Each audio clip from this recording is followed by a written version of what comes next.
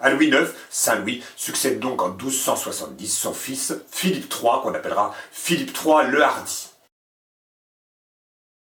Philippe III était sous l'influence et même sous la coupe de son oncle, Charles d'Anjou, qui était devenu roi de Naples.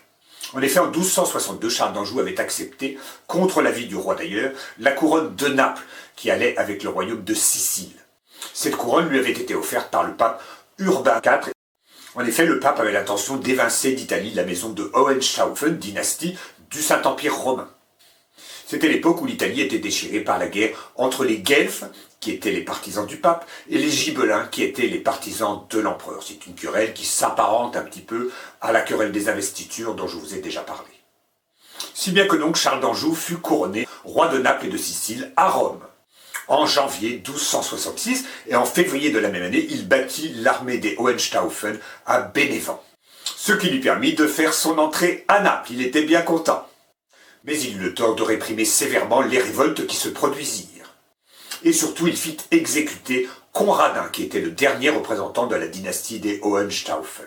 Et cette exécution non seulement scandalisa les Gibelins, partisans de l'empereur, mais inquiéta aussi beaucoup les Guelfes, partisans du pape, qui avaient fait partie de ceux qui avaient réclamé la venue de Charles d'Anjou.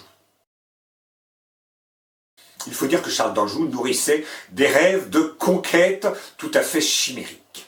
Il voulait partir à la conquête des îles grecques et finir par s'emparer de Constantinople. Et pourquoi pas devenir empereur pendant qu'on y est.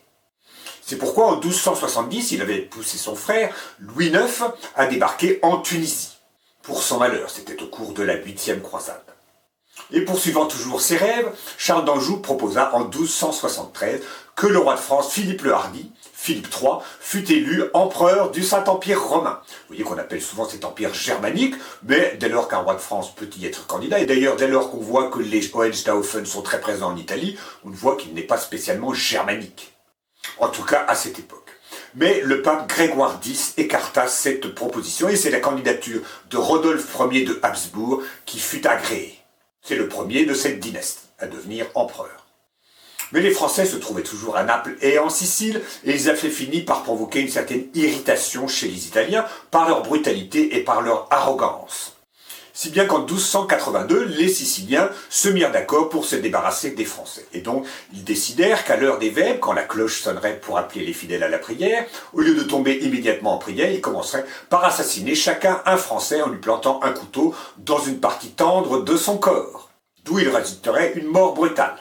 C'est ce qu'on appelle les vêpres siciliennes, épisode célèbre de l'histoire de la Sicile et même de l'Italie qui a été immortalisé par un opéra de Verdi. Pour compléter cette opération pleine de pittoresque, eh bien le roi d'Aragon Pierre III défie la flotte provençale à Malte. Pourquoi la flotte provençale? Parce que Charles d'Anjou avait épousé Béatrice de Provence et c'est donc la flotte provençale qui était à son service. Il était en fait comte de Provence, du chef de sa femme. Cette bataille eut lieu en 1284 et elle mit fin définitivement à la présence des Français en Sicile. Toutefois, les descendants de Charles d'Anjou continueront quelque temps à régner sur le royaume de Naples. Mais Charles d'Anjou n'était jamais fatigué, il comptait prendre sa revanche sur le roi d'Aragon, si bien qu'il entraîna Philippe III dans une expédition contre la Catalogne. On se souvient que justement, Saint-Louis avait passé un accord avec le roi d'Aragon pour régler tout différend concernant la Catalogne et le Roussillon. Mais Charles d'Anjou n'en tient pas compte et donc entraîne Philippe III dans une expédition contre Pierre III d'Aragon. Et cette expédition, que je ne raconte pas en détail, se résume à 2 batailles désastreuses et entre les deux, une retraite calamiteuse. Et elle se termina tout simplement par la mort de Philippe III à Perpignan, dans le Roussillon. En 1285, c'est donc la fin du règne de Philippe III le Hardi qu'on n'a jamais eu l'idée d'appeler Philippe III le Malin. Et Charles d'Anjou, quant à lui, mourut la même année 1285. Mais ses descendants donc continuèrent à régner sur le royaume de Naples.